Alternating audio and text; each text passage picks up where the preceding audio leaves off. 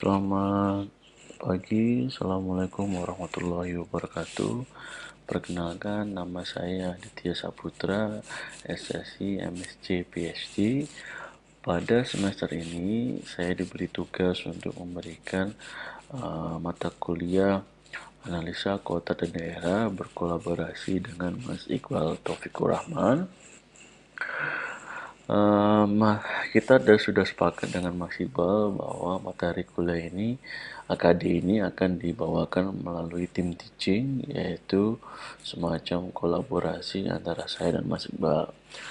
Saya kira di pertemuan pertama kemarin Mas Iqbal sudah menjelaskan panjang lebar bagaimana aturan main dalam mengikuti kuliah ini.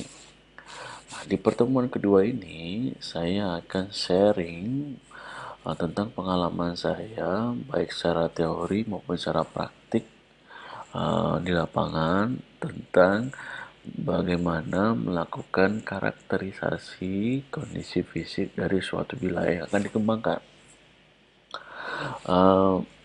Pada kesempatan ini, saya akan membawakan pengalaman saya menjadi tim teknis suatu proyek di Flores, di Kabupaten Nagikio, Flores. Yaitu nama proyeknya adalah Master Plan Embung Deki di Desa Deresia. Nah, kebetulan saya sebagai ahli geografi diminta untuk memberikan pandangan mengenai karakter dari kondisi fisik Desa Deresia yang akan dikembangkan.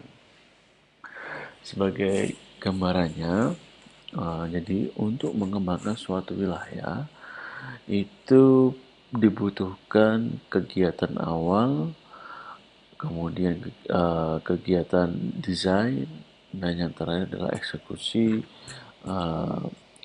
kegiatan eksekusi yang terkait dengan pembangunan fisik. Nah, geografi sangat berperan penting dalam kegiatan-kegiatan awal melalui survei, karakterisasi kondisi fisik, bahkan tidak hanya fisik, sosial, budaya, dan ekonomik dan politik. Kadang-kadang juga kita harus dituntut untuk mengetahui kondisi-kondisi tersebut. Namun pada pertemuan ini saya akan lebih fokus kepada karakter dari kondisi fisik. Jadi di Desa Dereisa ini letaknya ada di bagian tengah dari Kabupaten Nagikio, Flores, Nusa Tenggara Timur. Terdapat satu embung. Embung ini merupakan embung buatan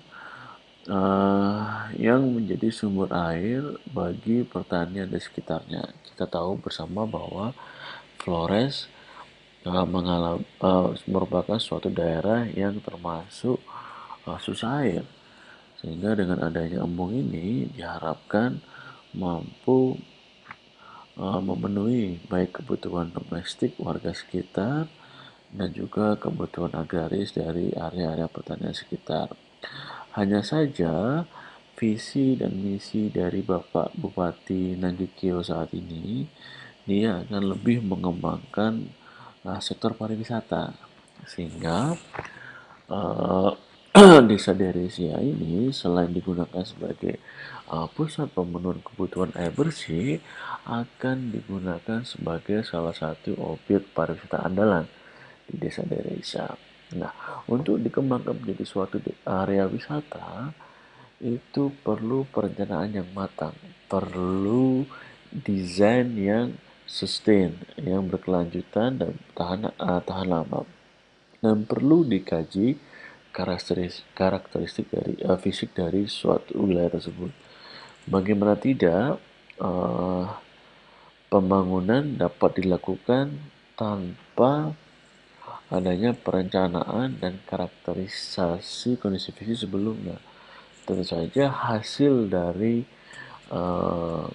rencana atau eksekusi fisiknya tidak akan sustain.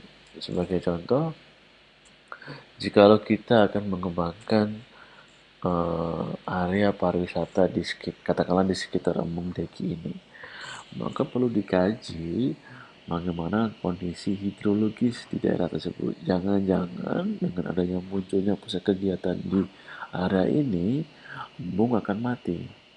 Jangan-jangan dengan adanya pusat pariwisata di sini akan mengganggu stabilitas lereng, akan mengganggu stabilitas lereng dan meningkatkan erosi. Jika itu terjadi, erosi meningkat, berarti material yang dibawa masuk ke dalam embung ini akan semakin banyak. Akibatnya apa? Embung ini lama-kelamaan akan mengalami pendangkalan. Dan jika terjadi pendangkalan, lama-lama embung ini akan mati. Bagaimana kita membangun pariwisata yang mengandalkan view dari danau, tetapi setelah 10, 20, 30 tahun ke depan, danaunya mati. Kan jadi tidak sustain. Sehingga dibutuhkan suatu perencanaan yang matang. Mulai dari karakterisasi kondisi fisik yang sesuai dengan real di lapangan. Membuat desain yang ramah lingkungan dan mengimplementasikan eksekusi fisik sesuai desain yang sudah dibuat. Saya kira itu menjadi salah satu cara untuk uh, uh, pembangunan yang sustainable hingga yang dapat dinikmati oleh anak cucu kita hingga beberapa puluh tahun ke depan.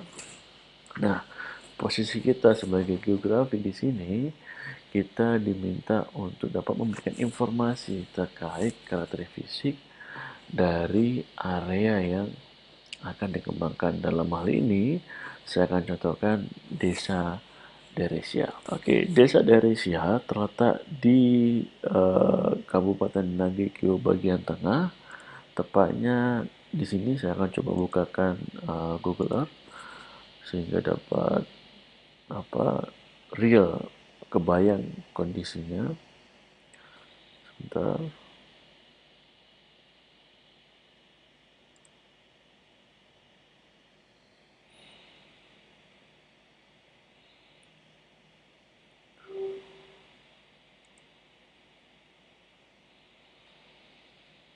Oke, baru muncul.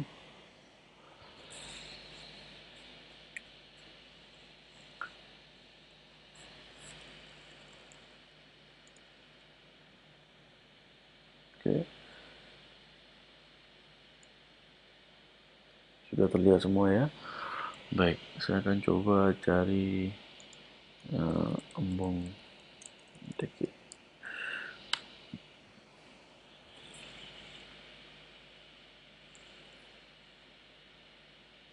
Oh, wait, kebablasan. Ini embung yang lain, saya kira dari coba dengan kata kunci nama desanya. Ya, dari sana video. Search. Ya, jadi ada di Pulau Flores, tepatnya di bagian tengah. Kemudian ini desa Dereisa. Sedikit tentang Pulau Flores. Jadi Pulau Flores itu adalah suatu pulau yang jika kalian belum pernah ke sana, di sini Bali, kemudian Lombok, kemudian Sumbawa, ini Sumba, dan ini Flores, dan ini adalah Timor. Nah, Pulau Flores dan Timor itu ibu kotanya ada di Kupang yang letaknya di sebelah timur barat di sini. Nah, Pulau Flores ini memiliki beberapa kabupaten, salah satunya adalah Kabupaten Nagekeo. Nah, Kabupaten Nagekeo ini terdiri beberapa desa, salah satunya adalah desa Aderesia. Dan saya akan coba perlihatkan. Nah, ini adalah jalan utama dari jalan provinsi dari Kabupaten Nagekeo. Kemudian embungnya ada di sini. Nah, inilah embungnya. Saya kira saat ini kondisi existingnya masih belum ada apa-apa.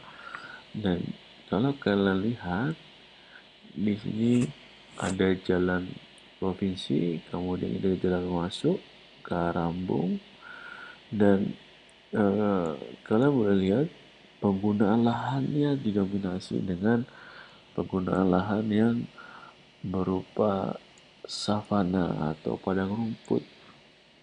Ini kebetulan rumputnya masih gundul, saya akan coba perlihatkan dengan Google Street View. Nah, di sini semoga dapat gambaran. Ya, kondisinya adalah seperti ini. Nah, ada jalan yang beraspal tapi kondisinya rusak, dan kondisi pengguna lahannya didominasi oleh kondisi pengguna lahan semak dan padang rumput. Nah, kebayangkan bagaimana kita harus mengembangkan area ini menjadi area pariwisata.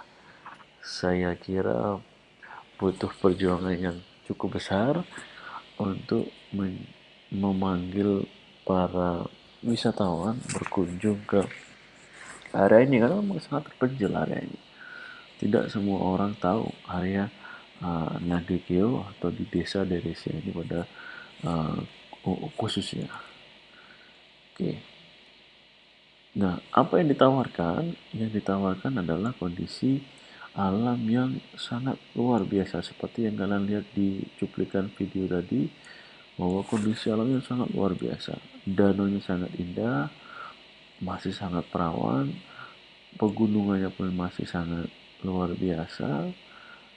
Ya, kondisi alamnya masih sangat indah. Nah, bagaimana seorang geografi dapat memberikan informasi yang detail dan akurat terkait karakteristik fisik yang dapat membantu teman-teman arsitek dalam melakukan rancang bangun atau mendesain master plan dari area yang akan dikembangkan. Baik, saya akan close Google Earth-nya. Kita kembali ke PowerPoint. Ya, secara administrasi, Deresia ada di bagian tengah sedikit ke arah barat dari Kabupaten Nagego. Nah, di sini ada desa Deresia, sebentar, kan? Nah, jika sekilas kita lihat tentang konturnya, sangat terlihat bahwa di area ini cukup datar, sedangkan di area sini ini cukup curam. Terlihat dari rapatnya kontur yang ada. Nah, seorang geograf harus memahami itu. Dengan melihat peta, kalian harus tahu kita berada di daerah yang seperti apa. Dan memang dibuktikan tadi dengan di Google Street View, memang areanya datar. Cuma di bagian utara, di lembah-lembah sungai terdapat jurang yang cukup dalam, yang lerengnya mungkin akan masuk ke dalam area yang sangat curam.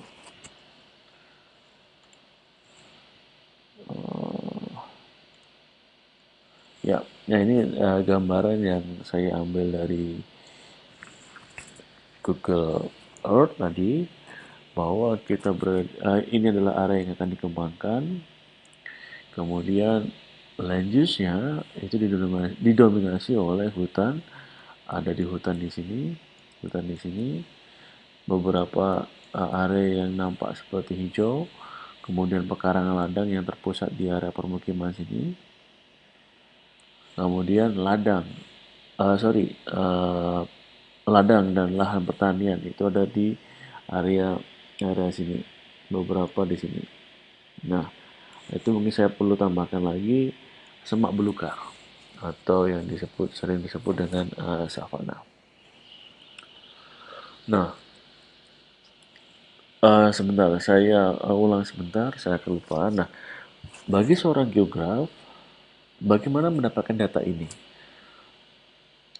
Oke, untuk mendapatkan data administrasi, berarti kita hanya dapat merujuk kepada Badan INA Geoportal yang dikelola oleh Badan Informasi Geospasial. Di situ kita bisa mendownload batas wilayah yang valid dan akurat seluruh desa di Indonesia. Sehingga jika kalian diminta untuk melakukan karakterisasi fisik, lakukanlah pembatasan terlebih dahulu atau pewilayahan. Bisa pewilayahan berdasarkan administrasi, Yang saya lakukan adalah berdasarkan administrasi desa deresia atau pewilayahan berdasarkan kenampakan fisiknya lainnya seperti DAS. Bisa dilakukan pewilayahan berdasarkan DAS, jadi kita membatasi DAS yang akan kita kaji dan akan kita kembangkan, atau bahkan lintas administrasi kawasan.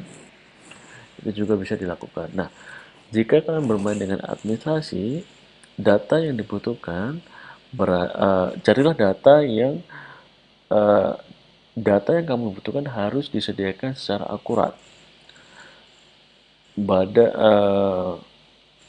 instansi pemerintah yang berwenang untuk mengeluarkan batas desa, batas kecamatan, dan batas administrasi lainnya di Indonesia ini adalah Badan Informasi Geospasial.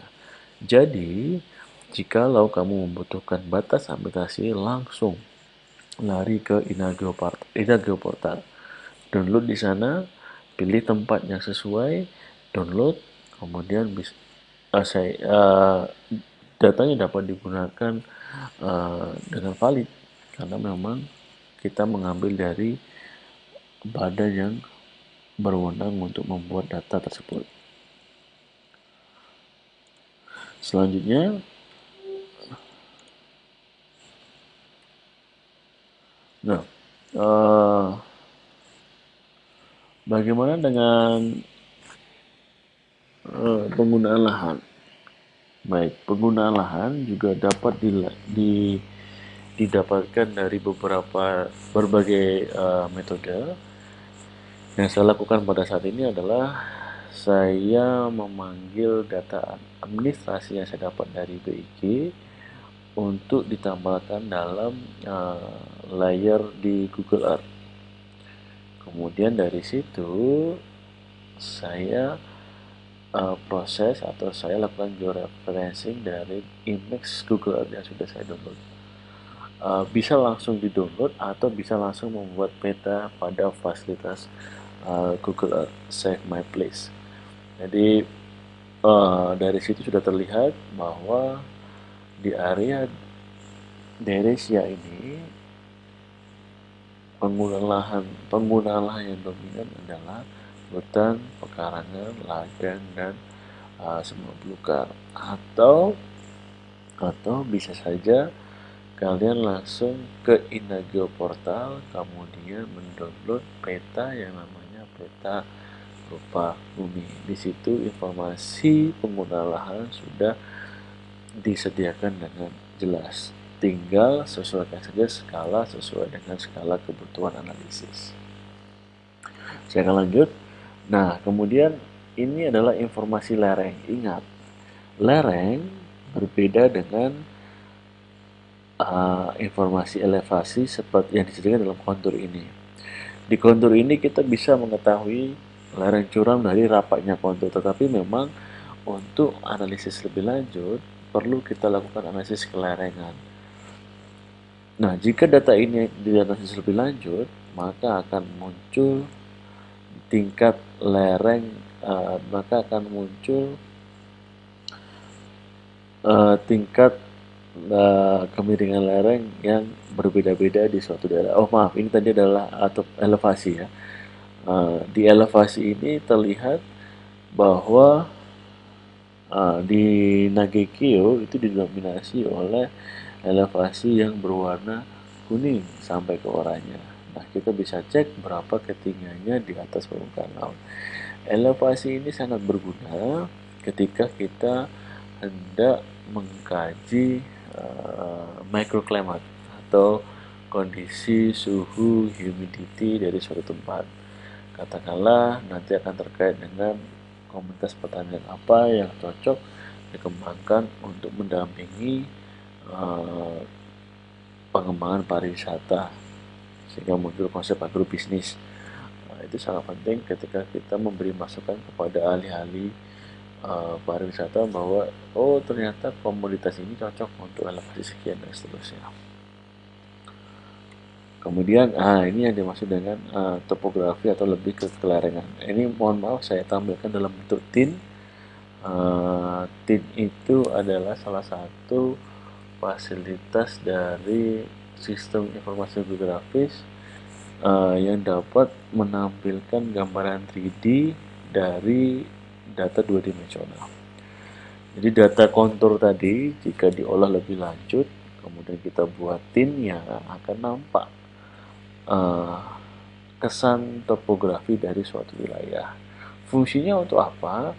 Dengan ini kita bisa tahu bahwa area yang akan kita kaji di sini itu topografinya seperti apa. Nah, ini sangat-sangat terlihat sekali bahwa topografi yang seperti ini adalah topografi yang datar. Nah, bagaimana yang curam? Yang curam itu seperti yang di sini. Ini curam. Di sini curam.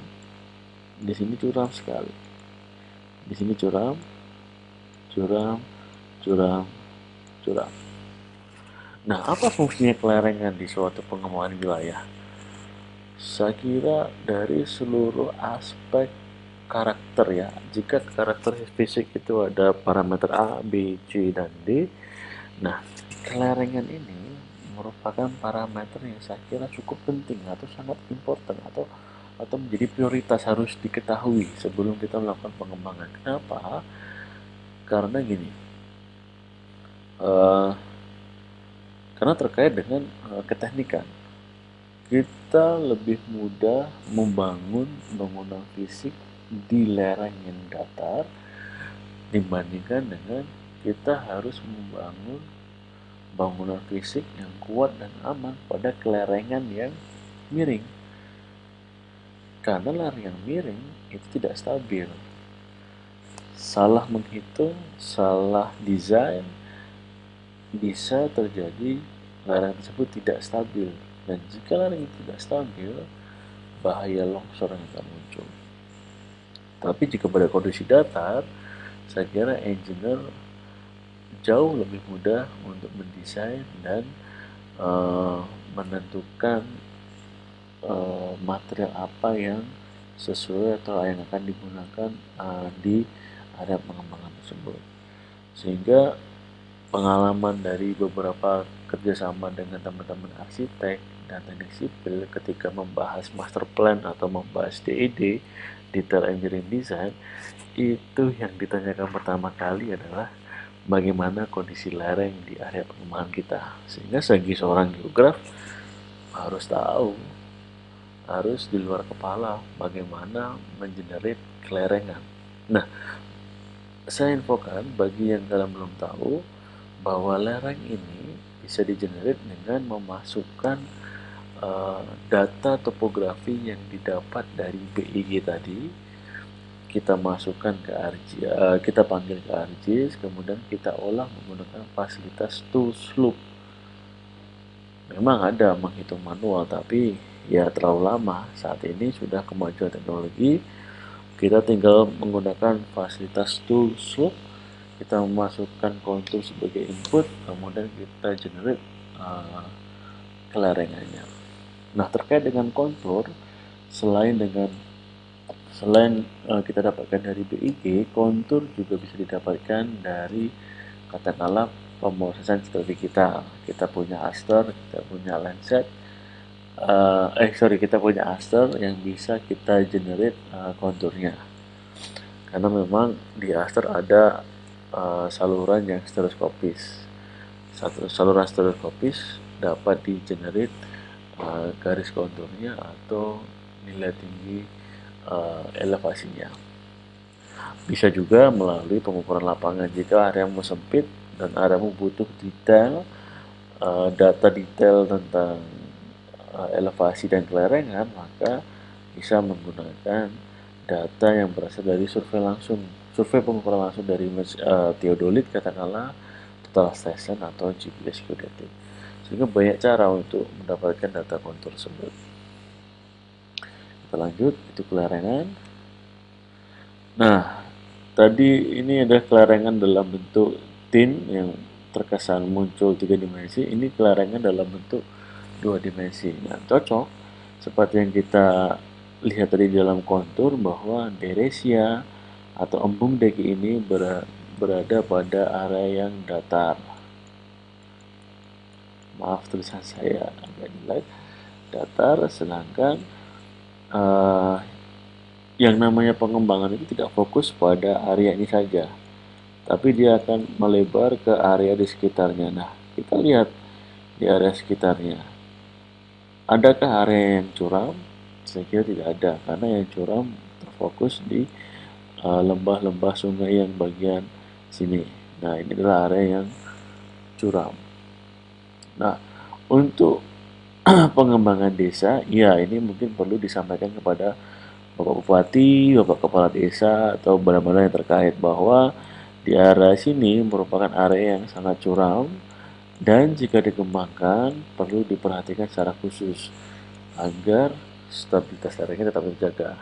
Sedangkan di area yang dikembangkan, area fokus pengembangan di Embung Deki ini saya kira tidak ada masalah kelarangan.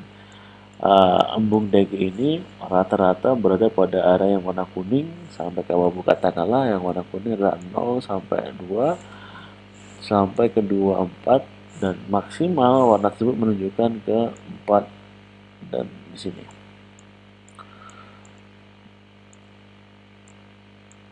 Ya, di sini. Saya kira dari sisi PU pun tidak ada masalah karena di kemiringan jalan bisa dibuat di 8 sampai 16 pun masih bisa dibuat. Tapi di 02 gampang saja si PU itu membuat jalan. Tapi begitu sudah mencapai 8, dia ada trik-trik khusus atau teknik-teknik khusus yang membutuhkan perencanaan dan pembiayaan yang lebih tinggi atau lebih besar. Jadi kelarangan nggak ada masalah. Nah, perlu juga disampaikan saya kira dalam dalam membahas karakteristik fisik, distribusi ini cukup penting. Distribusi kemiringan lereng. Jadi dari sini kita tahu area area yang dikembangkan itu didominasi oleh kelarangan berapa. Dalam hal ini adalah kelarangan kelompok 3, di mana kelompok 3 itu adalah kelarangan 8 sampai 16 derajat. Nah, saya kira masih tidak ada masalah untuk dikembangkan, dibangun bangunan, dibuat jalan masuk, dibuat tempat parkir, saya kira masih aman. Oke, next. Nah, selain kelarangan, yang perlu diketahui dan perlu diberitahukan kepada pihak arsitek, teknik sipil maupun dari pihak pemberi tugas itu adalah jenis tanah. Nah, jenis tanah itu berbeda-beda sesuai dengan satu skala peta dan karakteristik fisik dari suatu wilayah. Nah, kebetulan di daerah pengembangan atau di desa Deresia itu ada 3 jenis tanah. Yang pertama adalah tanah latosol, mediteran, dan grumosol. Nah, perlu juga disebutkan karakteristiknya karena memang nama-nama tersebut belum familiar di telinga para teman-teman arsitek maupun di para instansi-instansi yang terkait seperti latosol, solon tanahnya cukup tebal, berwarna merah coklat, kekuningan, kemudian teksturnya lempung. Nah, ketika ada tekstur lempung, ini harusnya seorang geograf harus celing gitu, harus muncul semacam kode bahwa oh kalau lempung berarti ketika ketemu dengan kemiringan lereng yang curam, nah, pasti akan muncul area yang rawan dengan longsor. Kemudian mediteran di sebelah sini tanah hasil lapisan sedimen kapur berwarna kemerah-merahan. Nah, saya kira yang namanya lapisan sedimen kapur itu juga kandungan lempungnya cukup cukup ada tapi tidak sebanyak yang di tanah latosol. Sehingga kalau ditarik ke kerawanan longsor ini lebih rendah. Kemudian kebetulan yang di Embung Deki adalah tanah grumosol, tanah dengan kandungan lempung yang sangat tinggi, warna kelabu hingga hitam. Nah, ini juga cukup bahaya ketika ketemu dengan lereng yang cukup curam, karena lempung menjadi bidang gelincir dari uh, tanah yang berada di atasnya. Nah, untung saja area yang akan dikembangkan menjadi spot pariwisata memiliki kelerengan yang datar, sehingga walaupun tanahnya grumosol, kandungan lempung yang cukup tinggi, itu saya kira kelerengannya kondisi kerawanan longsornya masih tetap aman. Hanya saja perlu menjadi perhatian ketika ketika tanahnya berupa tanah lempung, berarti kembang kerut tanah pada musim panas dan pada musim hujan itu sangat tinggi, sehingga beberapa tanaman itu juga kurang cocok. Nah, ini tuh menjadi masukan, jika tanahnya grumosol, tanaman apa yang cocok ditanam di sekitar area pengembangan. Karena memang menurut orang-orang arsitek, vegetasi itu menjadi komponen yang penting dalam desain. Kita lanjut. Nah, sebenarnya masih banyak lagi kondisi fisik seperti drainase, kemudian tekstur, kemudian uh, apalagi ya, sangat curah hujan, iklim dan seterusnya. Tapi ini saya berusaha menyingkat, dan ini yang kemarin memang kita fokus kita gunakan dalam menentukan atau mendukung master plan dari Embung Deki ini. Beberapa parameter kondisi fisik ditambah dengan analisis kebencanaan. Nah, memang kebencanaan itu menjadi syarat mutlak akhir-akhir ini untuk pengembangan wilayah, karena memang saya lupa undang-undangnya, ada dicantumkan dituliskan bahwa setiap pengembangan wilayah untuk saat ini harus memasukkan kajian-kajian kebencanaan. Jangan sampai area yang dikembangkan itu rawan bencana, nantinya resikonya cukup tinggi dan berpotensi memakan korban yang cukup tinggi. Bayangkan jika sudah dikembangkan, banyak pariwisata datang, ternyata longsor. Nah, kan bahaya. Sehingga dalam perencanaannya perlu dikaji karakteristik fisik dan kebencanaan. Di sisi kebencanaan, saya mulai dengan karakteristik kegempaan. Gempa itu ada dua cara. Yang pertama dengan deterministic approach, yang kedua adalah dengan probabilistic approach. Yang saya lakukan adalah dengan menggunakan probabilistic approach, yaitu dengan menggunakan seluruh data gempa yang terjadi di sekitar area pengembangan. Jika kita lihat, ada banyak sekali gempa yang pernah terjadi. Yang warna merah merupakan gempa yang dengan magnitudo yang tinggi, sedangkan yang warna hijau gempa dengan magnitudo di bawah 3 skala Richter. Kita lanjut. Nah, semua gempa ini itu dipengaruhi oleh adanya sesar Flores atau sesar Sumba dan sesar Sumba. Nah, ini adalah sesar Flores dan sesar Sumba. Ini adalah beberapa gempa yang terkorelasi dengan sesar tersebut di bagian utara. Nah, di bagian selatan itu lebih berkorelasi pada zona subduksi Sunda Megatrust segmen Flores. Nah, setelah diolah menggunakan pikur akselerasi, hasilnya cukup lumayan, tidak terlalu tinggi tapi tidak terlalu rendah, yaitu bahwa bisa dilihat secara umum Kabupaten Nagekeo berada pada zona oranye tua hingga oranye muda, berarti nilainya di antara ini. Sedangkan di desa-desa sendiri didominasi oleh warna yang oranye tadi di tengah-tengah katakanlah. Nah,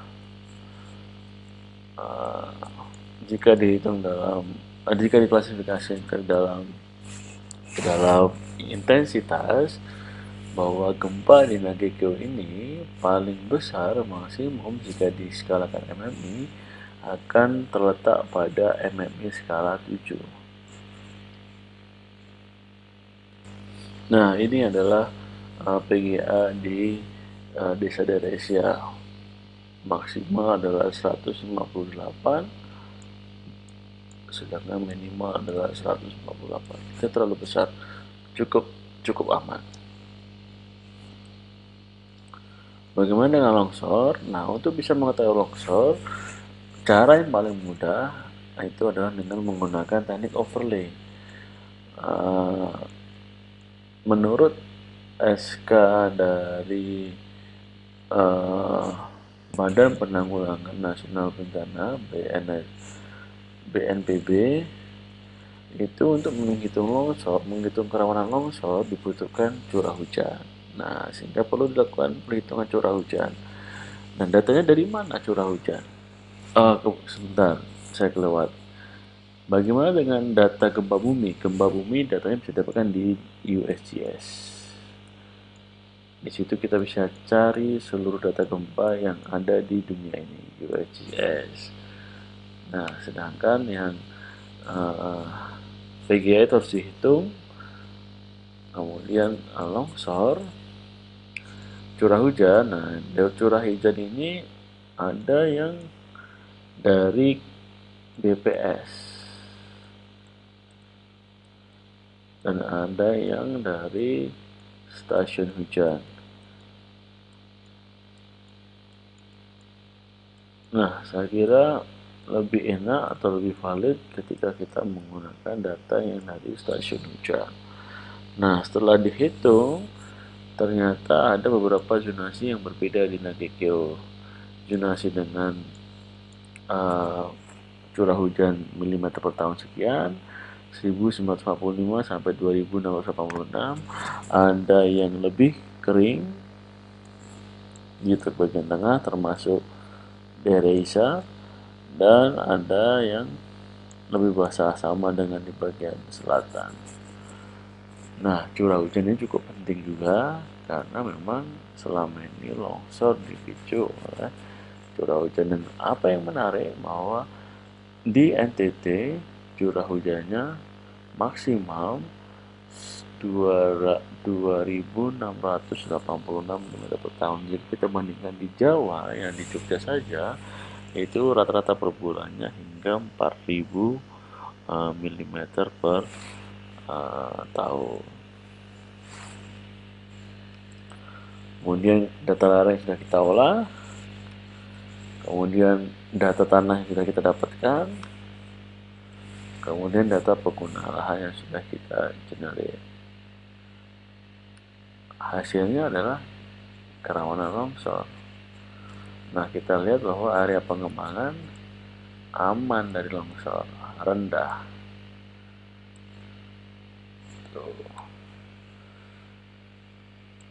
Nah, ini merupakan salah satu parameter kondisi fisik yang sebenarnya kemarin diminta oleh teman-teman arsitek. Sebelumnya saya jarang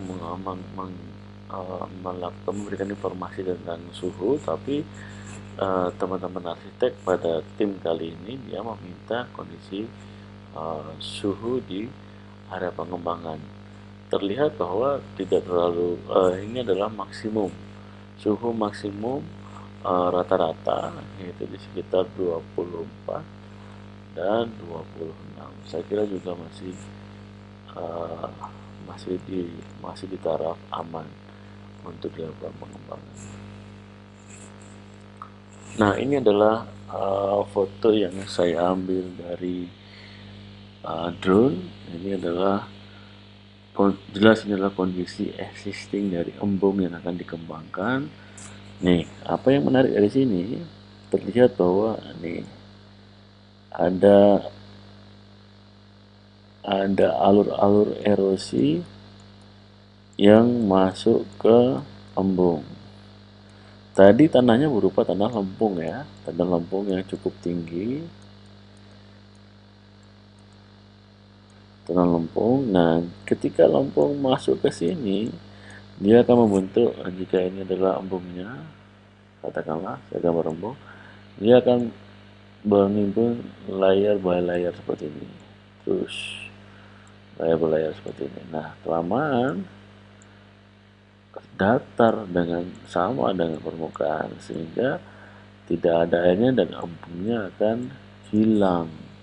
Nah, itu yang perlu kita sampaikan kepada para para investor atau pada orang yang bertanggung jawab untuk mengembangkan area ini sesuai desain, bahwa jika akan dibuat bangunan fisik di sini, maka perlu diperhatikan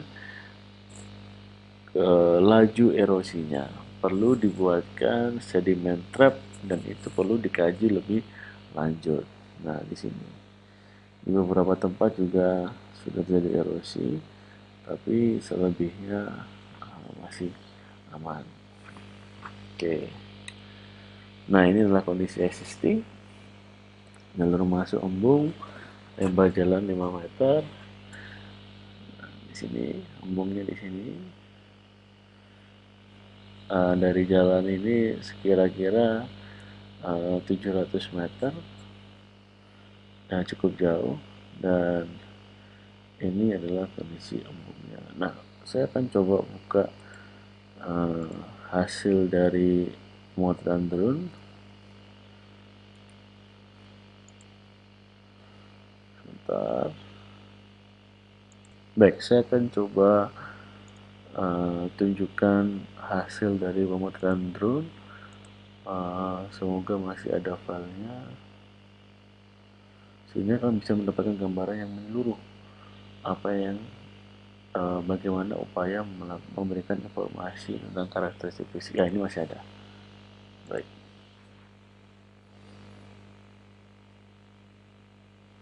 kita tunggu sebentar.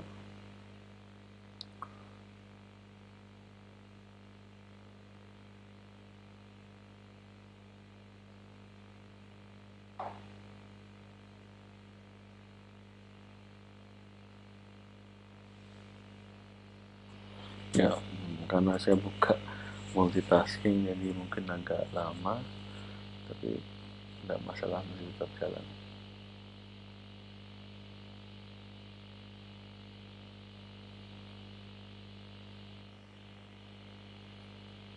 Oke, apakah mau? Ya, mau. Ya, jadi inilah kondisi embung yang akan dikembangkan. Kita coba lihat dari tadi ya, dari yang kondisi kelerengan ya. Ya, di sini sangat terlihat bahwa area embungnya adalah datar, hanya miring di bagian sini, dan di bagian sini, dan miringnya pun tidak terlalu miring saya kira. Sehingga adapun erosi tidak terlalu banyak, tetapi tetap saja harus diperhatikan untuk jangka panjang. Kemudian, nah ini di sini sudah ada, saya kira sudah ada tanggul alam, tetapi tanggul alamnya itulah yang tererosi. Nah, di sini. Nah, ini adalah kondisi real, dan yang menarik lagi adalah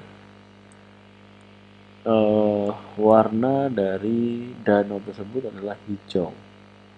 Ini kalau di dalam kualitas air, bahwa kualitas air yang baik adalah kualitas air yang tidak berasa, tidak berbau, dan tidak berwarna. Nah, waktu ke sana kemarin memang tidak ada bau dan tidak ada rasa, tetapi warnanya masih menjadi pertanyaan besar. Nah, sebenarnya harus dikaji kondisi airnya seperti apa, baik di permukaan maupun di dalam tanah. Cuman karena keterbatasan waktu, kemarin kita sepakat dengan Pemda bahwa analisis kajian lanjutan tentang hidrologi akan diadakan setelah atau sambil melakukan detail engineering design untuk master plan kita hold dulu, dan nanti kemudian di DED atau detail engineering design akan kita masukkan kajian mengenai detail kondisi hidrologi. Baik, saya akan close. Nah, ini adalah existing, dan ini contoh pengembangan yang dilakukan oleh teman-teman arsitek. Data yang ada di geografi kita serahkan ke arsitek, kemudian dengan data itu teman-teman arsitek mencoba untuk mengimplementasikan desainnya sesuai dengan kondisi fisik di lapangan. Bahkan tidak hanya kondisi fisik, tapi kondisi sosial, budaya, ekonomi masuk di sini semua. Sebagai contoh, di sini ada lambang PO. PO itu adalah lambang yang seperti ketapel seperti ini. Saya gambarkan. Nah, di sini, kemudian di sini ini terbuat dari kayu, kemudian di sini ada semacam altar. Ada semacam altar untuk menegakkan PO tersebut. Nah, ini ada di sini. Ini adalah komponen budaya yang dimasukkan oleh teman-teman arsitek. Bagaimana dengan komponen kondisi fisik? Nah, ini daerah yang tadinya rawan longsor akan dibuat patch yang meninggi atau semacam tanggul yang diperkeras sehingga erosinya tidak terlalu banyak masuk ke area embung.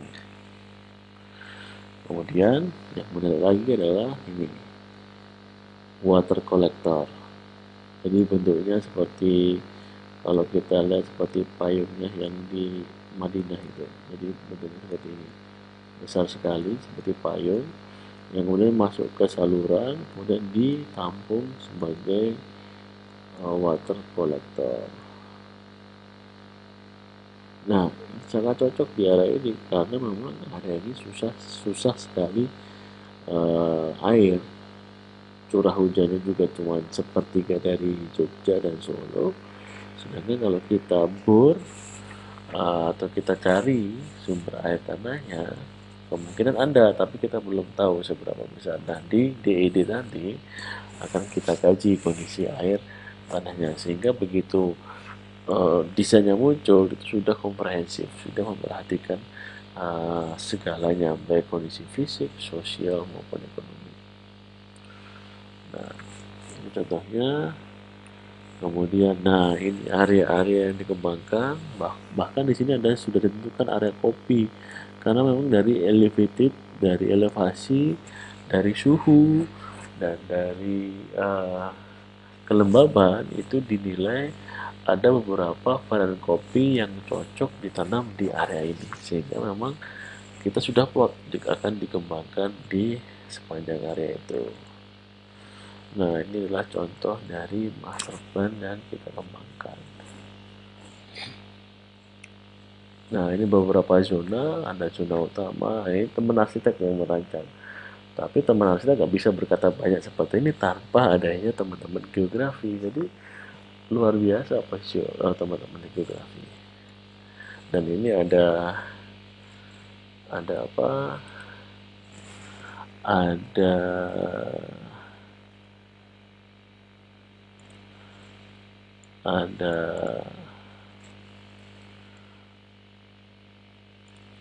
ada link, saya akan coba buka. Saya kira ini adalah link hasil dari master plan.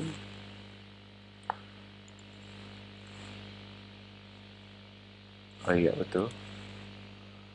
Di sini ini kita coba lihat bersama-sama hasil dari rancangan teman-teman arsitek.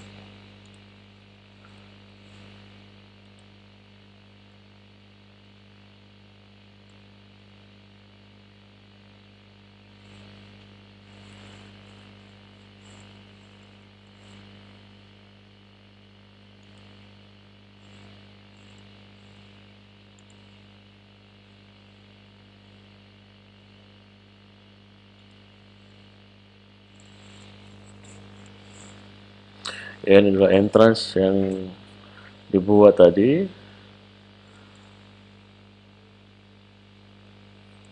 Ini PO yang saya katakan tadi.